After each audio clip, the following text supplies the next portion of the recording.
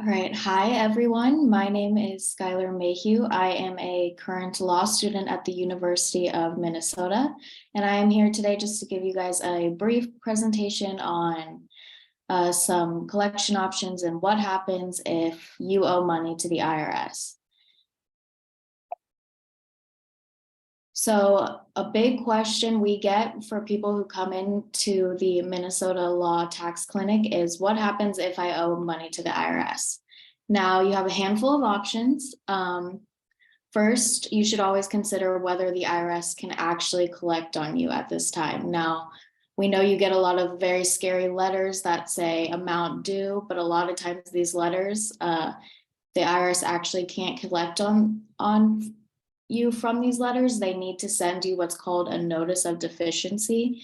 So it gets confusing, and we have argued with the IRS about these letters, but just know that sometimes when you get these letters, the IRS can't collect on you yet. So you'll want to make sure they can.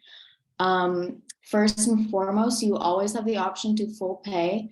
However, many people are not able to pay. So this leads to the question, what if I can't pay? What are my options?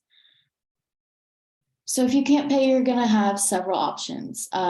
These three are the big ones: currently not collectible, installment agreements, offer, and compromises. Now, these are all going to be subject to the IRS discretion, so they aren't forced to give it to you. You have to request it. You have to have good reasons for it.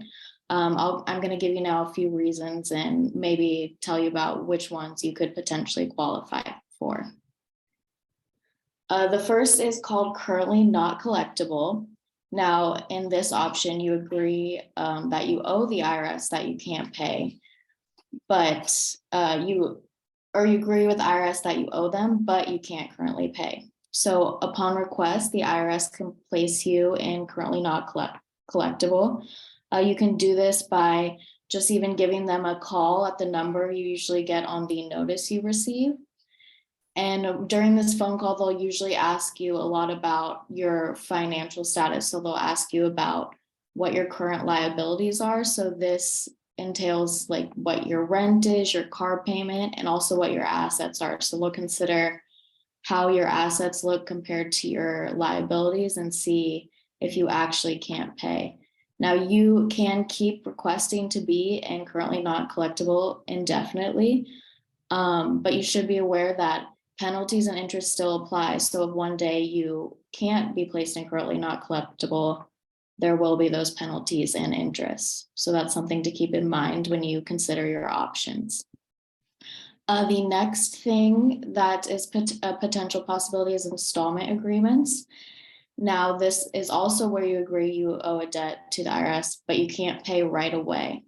So there's short-term payment plans, which this is going to be like less than 100 days and 120 days, and you can pay off all of your options. But with installment agreements, this is really going to be a long-term thing where you can't pay, but you can pay a little month by month. With these, also keep in mind that the interest and penalty, and also keep in mind that you need to be up to date with all of your tax filings. So you need to keep filing every year. Otherwise, the IRS can tell you they're not going to continue with this installment agreement. So these can be requested through what's called a Form 9465. And this is just if you owe $50,000 or less, you can go even online to request one of these. But keep in mind those penalties and interest, and also that you need to keep up to date with your tax returns if you do consider this an option. Next, we have what's called an offer and compromise. This is going to be if you cannot pay through an installment agreement. The IRS will consider these usually when you have what we consider undue financial hardship.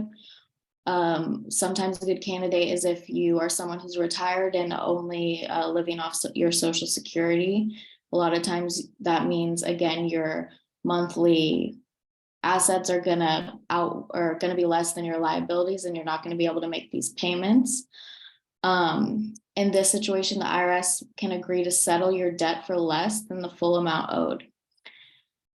Again, you'll have to file all your tax returns to qualify, but the IRS will consider your liabilities and your assets and what they reasonably could collect on you. So you could end up settling your debt for less. And finally, just know that whether the IRS is at a point where they can collect on you, you're going to have a statute of limitations that the IRS will be subject to, and you will also going to get letters probably before you get that notice of a deficiency where they can't collect on you. Know your options. You can always full pay, but know that if you cannot pay, that there are other avenues available to you that currently not collectible if you agree you owe but you cannot pay. Installment agreements, if you agree you owe but can only pay in little increments, or offer and compromise, where if you agree you owe but you don't believe you should pay because of undue hardship, or you just for some reason will not be able to pay in the future.